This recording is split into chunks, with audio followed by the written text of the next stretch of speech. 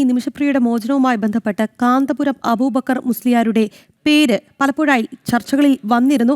എന്നാൽ കാന്തപുരം അബൂബക്കർ മുസ്ലിയാർ ഇടപെട്ടതുകൊണ്ടാണ് എന്ന വാദമാണ് ഇവിടെ പൊളിയുന്നത്. ഇന്ത്യൻ എംബസിയിലെ പ്രാദേശിക ജീവനക്കാർ ഉൾപ്പെടെയാണ് വിഷയത്തിൽ ഇടപെട്ടത് എന്ന് യമനിലെ സാമൂഹ്യ പ്രവർത്തകൻ സാമുൽ ജറോം പറഞ്ഞു. ഇന്നലെ തന്നെ ഇക്കാര്യത്തിൽ തീരുമാനം ആയിരുന്നുവെന്നും അദ്ദേഹം പറയുന്നുണ്ട്. അതേസമയം തന്നെ ഇന്ന് തന്റെ ഇടപെടലാണ് എന്ന് കാന്തപുരം വരുത്തി തീർക്കുകയായിരുന്നു എന്ന ആക്ഷേപം ശക്തമാവുകയാണ്. വധശിക്ഷ നീട്ടിവെക്കുന്നത് അടക്കമുള്ള കാര്യങ്ങളിലും തീയതിയും ഒക്കെ തന്നെ ഇന്നലത്തേതാണ്. The execution has been extended without a time limit. So they have said until a different date. That is what I mean. The day or time has not been specified. So it's just indefinitely extended. And yaroda idapadal endadu, that is very, very important. Okay.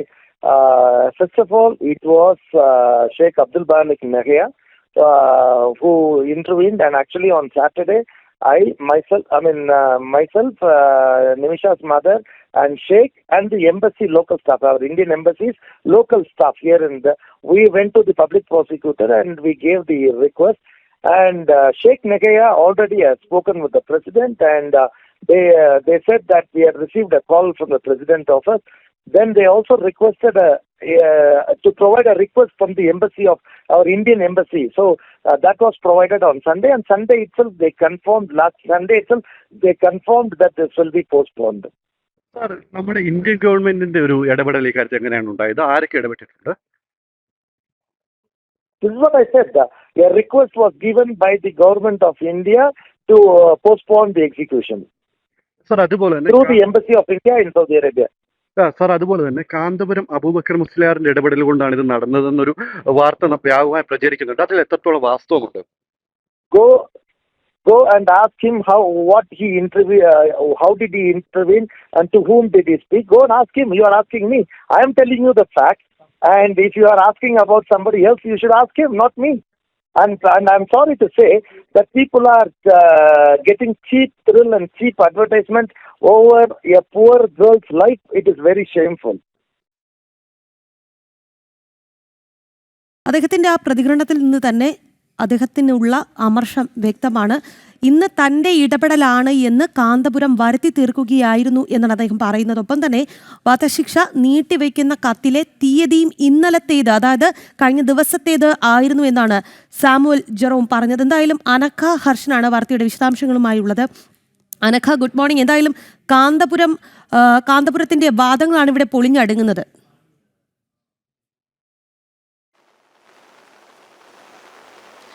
Rakhi, good morning. ഈ ദിവസം നമുക്ക് പറയാനുള്ള ഏറ്റവും പ്രധാനപ്പെട്ട കാര്യം ഇന്നലെ Samuel Jerome പറഞ്ഞ ആ കാര്യം തന്നെയാണ്. യമനിൽ വധശിക്ഷയ്ക്ക് വിധിക്കപ്പെട്ട നിമിഷപ്രിയയുടെ മോചനത്തിനായി വർഷങ്ങളായി പ്രവർത്തിക്കുന്ന വ്യക്തിയാണ് നമ്മോട് സംസാരിച്ചിരിക്കുന്ന സാമൂഹിക പ്രവർത്തകനായിട്ടുള്ള ഈ സാമുൽ ജെറോം.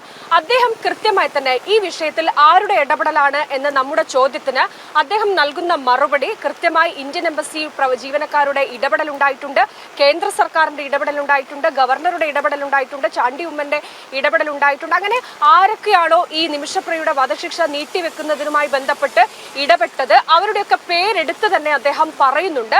പക്ഷേ ഈ വിഷയത്തിൽ കാന്തപുരം അബൂബക്കറിന്റെ ഒരു ഇടപെടൽ, മുസ്ലിയാരുടെ ഒരു ഇടപെടൽ ഉണ്ടായിട്ടുണ്ടോ എന്ന ചോദ്യത്തിന് നിങ്ങൾ അദ്ദേഹത്തോട് തന്നെ ചോദിക്കൂ എന്നാണ് അദ്ദേഹം മറുപടി പറയുന്നത്. മാത്രമല്ല, ഇത്തരത്തിലുള്ള ഒരു പബ്ലിസിറ്റി കേരളത്തിൽ നിന്ന് ഈ വിഷയത്തിൽ ആരാണ് ഈ പബ്ലിസിറ്റി ഒക്കെ ഉണ്ടാക്കുന്നത് എന്നതൊക്കെ അദ്ദേഹം ചോദിക്കുന്നുണ്ട്. പക്ഷേ ഏറ്റവും പ്രധാനപ്പെട്ട കാര്യം ഈ വധശിക്ഷ നീട്ടിവെച്ചുകൊണ്ടുള്ള ആ ഉത്തരവ് പകർപ്പിന്റെ മുകളിൽ നൽകിയിരിക്കുന്ന തീയതി അത് ഇന്നലെ ഉണ്ടായിരുന്നു. അതായത് 15-15 കാന്തപുരം അബൂബക്കർ മുസ്ലിയാർ അടക്കം ഈ വിഷയവുമായി ബന്ധപ്പെട്ട് തങ്ങൾ ഇടപെടൽ നടത്തി, അതുകൊണ്ടാണ് വധശിക്ഷ നീട്ടിവെച്ചിരിക്കുന്നത് എന്ന് പറഞ്ഞു വന്നിരുന്നു. പക്ഷേ 14-ാം തീയതിയാണ് ഈ വിധിപ്പകർപ്പ് വന്നിരിക്കുന്നത്. അതിൽ നിന്ന് തന്നെ കൃത്യമായി സാമുൽ ജെറോം പറഞ്ഞതിൽ കാര്യമുണ്ട്, വ്യക്തതയുണ്ട്, അതുപോലെ ശരിവെക്കുന്ന സംഭവങ്ങളാണ് പുറത്തു വരുന്നത്. മാത്രമല്ല വലിയ രീതിയിൽ കേന്ദ്ര സർക്കാരിന് ഒന്നും ചെയ്യാൻ കഴിഞ്ഞില്ല.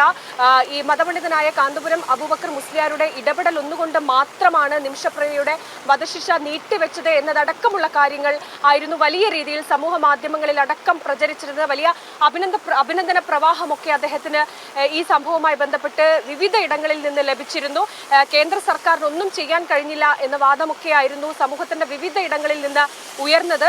അവിടെയാണ് ആ സമയത്താണ് കൃത്യമായി തന്നെ നിമിഷപ്രിയയുടെ മോചനവുമായി ബന്ധപ്പെട്ട് പ്രവർത്തിക്കുന്ന സാമൂഹിക പ്രവർത്തനായിട്ടുള്ള സാമുവൽ ജെറോം തന്നെ പറയുന്നത് കേന്ദ്ര സർക്കാർ ചെയ്തിട്ടുണ്ട്. കേന്ദ്ര സർക്കാരിന്റെ ഇടപെടൽ ഒന്നുകൊണ്ട് മാത്രമാണ് നിമിഷപ്രിയയുടെ വധശിക്ഷ അത് നീട്ടിവെച്ചിരിക്കുന്നത് എന്ന് അദ്ദേഹം കൃത്യമായി തന്നെ നവമാധ്യമങ്ങളിലൂടെ ആദ്യം പുറത്തു പറഞ്ഞു.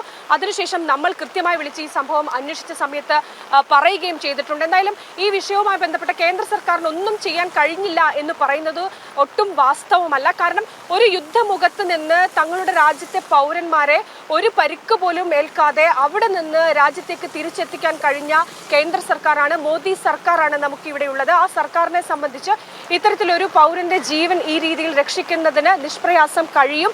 അതിലൊന്നും ചെയ്യാൻ കഴിഞ്ഞില്ല എന്ന വാദമൊക്കെയാണ് ഇപ്പോൾ പൊളിയുന്നത്. രാഖി, കൃത്യമായി പറഞ്ഞാൽ ഈ കേന്ദ്ര സർക്കാരിന്റെയും ഗവർണറുടെയും ഒക്കെ ഇടപെടൽ ഈ വിഷയത്തിൽ ഉണ്ടായിട്ടുണ്ട്. പ്രധാനമായും കേന്ദ്ര സർക്കാരിന്റെ മുന്നിൽ 3 കാര്യങ്ങളാണ് ഉണ്ടായിരുന്നത്. ഒന്ന്, ഈ വിധി നീട്ടിവെക്കുക, വധശിക്ഷയുടെ തീയതി അത് നീട്ടിവെക്കുക. മറ്റൊന്ന്, ഈ കൊല്ലപ്പെട്ട യമൻ പൗരന്റെ കുടുംബവുമായി സംസാരിക്കുക. അതിനുശേഷം ദയാധനം നൽകി നിമിഷപ്രിയയെ അവിടെ നിന്ന് മോചിപ്പിക്കുക. ഈ 3 കാര്യങ്ങളായിരുന്നു കേന്ദ്ര സർക്കാരിന്റെ മുന്നിലുള്ളത്.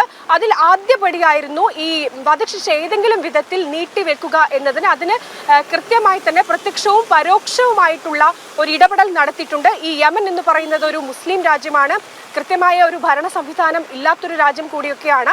അതുകൊണ്ട് തന്നെ ആ രീതിയിലായിരുന്നു ഇന്ത്യൻ സർക്കാരിന്റെ, കേന്ദ്ര സർക്കാരിന്റെ ഒക്കെ ഇടപെടൽ ഈ വിഷയത്തിൽ ഉണ്ടായിരുന്നത്. ഇന്നലെ അനിൽ ആന്റണി പറഞ്ഞതുപോലെ ഈ സംഭവവുമായി ചെയ്തിരിക്കുന്ന കാര്യങ്ങളൊന്നും തന്നെ കൃത്യമായി മാധ്യമങ്ങൾക്ക് മുന്നിൽ പറയാൻ സാധിക്കില്ല. അത് ഒരുപക്ഷെ നിമിഷപ്രിയയുടെ മോചനവുമായി ബന്ധപ്പെട്ട കാര്യങ്ങളിലേക്ക് ഒരു തടസ്സമുണ്ടാക്കും. അതുകൊണ്ട് തന്നെ ഈ സംഭവമെല്ലാം മോചനമാണ് ഇനി സാധ്യമാകേണ്ടത്.